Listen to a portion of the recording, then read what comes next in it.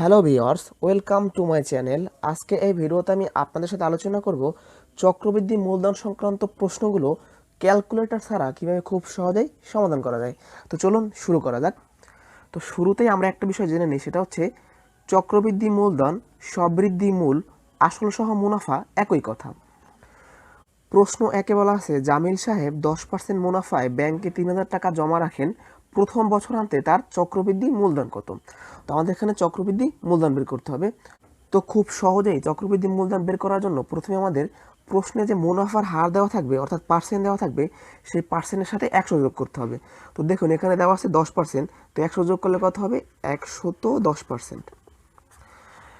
এখন আমরা চক্রবৃদ্ধি মূলধন বের করব। তো প্রথমে আমরা আসল যে টাকাটি দেওয়া থাকবে সেই টাকাটি লিখে নিব।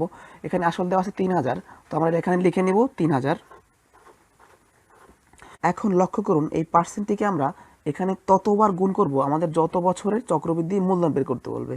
তো এখানে বলছে প্রথম বছরান্তে, অর্থাৎ 1 বছরের চক্রবৃদ্ধি মূলধন বের করতে বলছে। তাই আমরা এই পার্সেন্টটিকে এখানে একবার গুণ করব, 110%। এখন আমরা ক্যালকুলেশন করলে উত্তর পাওয়া যাবে। তো 3,000 আমরা যদি এই পার্সেন্টটিকে তুলে দেই তাহলে কি হয়? 110 ডিভাইডেড বাই 100।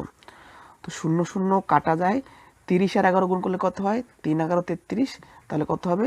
3300। তাহলে আমাদের প্রশ্ন একের উত্তর হবে 3,300 টাকা। প্রশ্ন 2-এ বলা আছে, এক ব্যক্তি বার্ষিক 10% চক্রবৃদ্ধি সুদে 600 টাকা ব্যাংকে জমা রাখলেন, দ্বিতীয় বছর শেষে ওই ব্যক্তি সুদ সহ কত টাকা পাবেন? অর্থাৎ আমাদের চক্রবৃদ্ধি মূলধন বের করতে বলছে। তো প্রথমে আমাদের কি করতে হবে? যে পার্সেন্ট দেওয়া থাকবে সেই পার্সেন্টের সাথে 100 যোগ করতে হবে। তো এখানে দেওয়া আছে 10%, আমরা যদি 100 যোগ করি তাহলে কত হবে? 110%। তাহলে প্রথমে আমরা কি লিখে নিব? আসল যে টাকাটি দেওয়া থাকবে, তো 600 দেওয়া আছে, তো এখানে লিখে নিলাম 600 টাকা। তো এখন আমরা এই পার্সেন্টটিকে এখানে ততবার গুণ করব আমাদের যত বছরের চক্রবৃদ্ধি মূলধন বের করতে বলবে।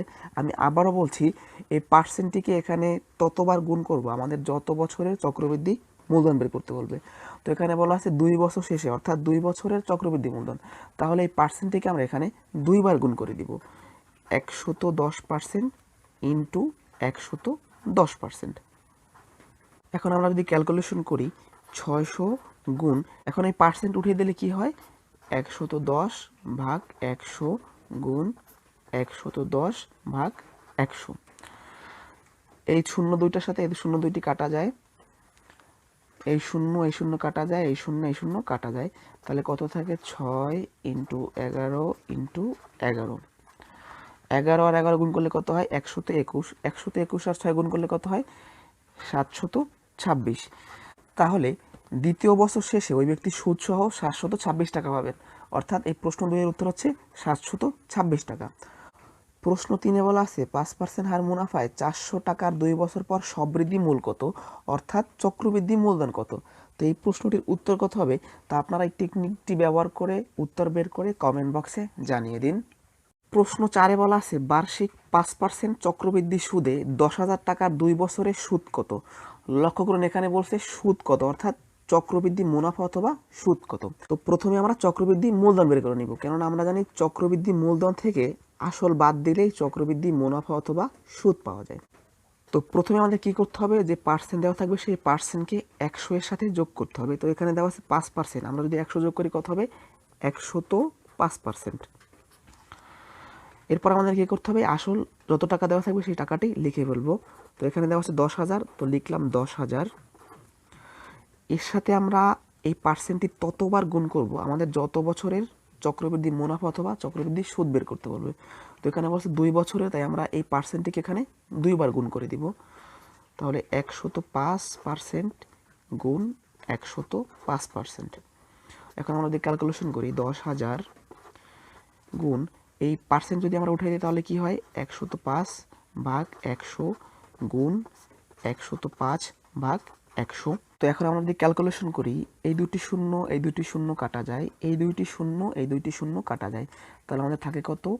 105 গুণ 105। তো 105 আর 105 গুণ করলে কত হয়? 11,025। তো লক্ষ্য করুন এটা কিন্তু আমরা পেয়েছি চক্রবৃদ্ধি মূলধন, আমাদের বের করতে বলছে সুদ অথবা চক্রবৃদ্ধি মুনাফা কত।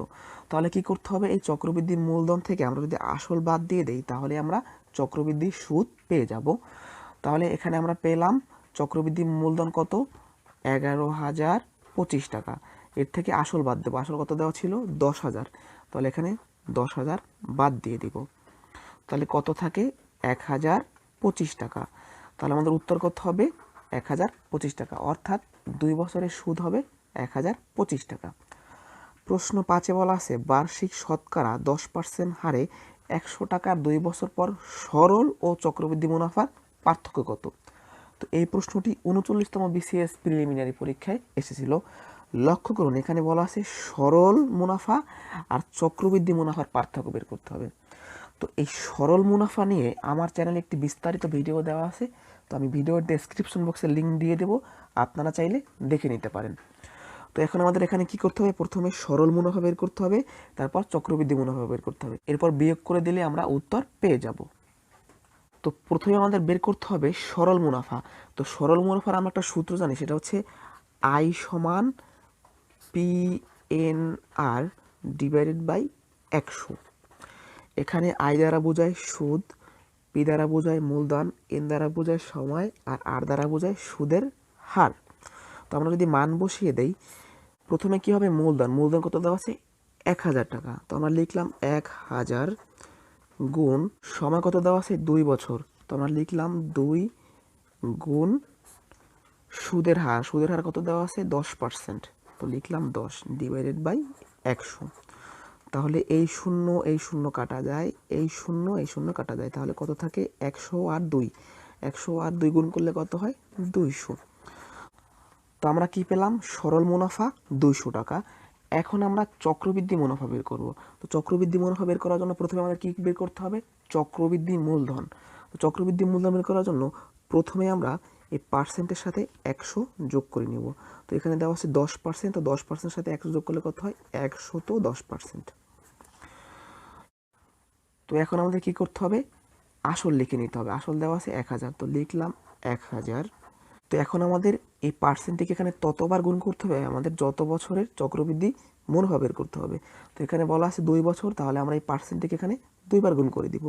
110% গুণ 110%, তাহলে 1,000 গুণ পার্সেন্ট উঠিয়ে দিলে কি হবে 110 ডিভাইডেড বাই 100, 110 ডিভাইডেড বাই 100।